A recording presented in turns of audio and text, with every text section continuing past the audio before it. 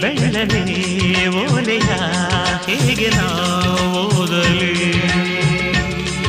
ಇದು ಓದು ಓಲೆಯಲ್ಲ ಬರೆದುಕೋ ನನ್ನ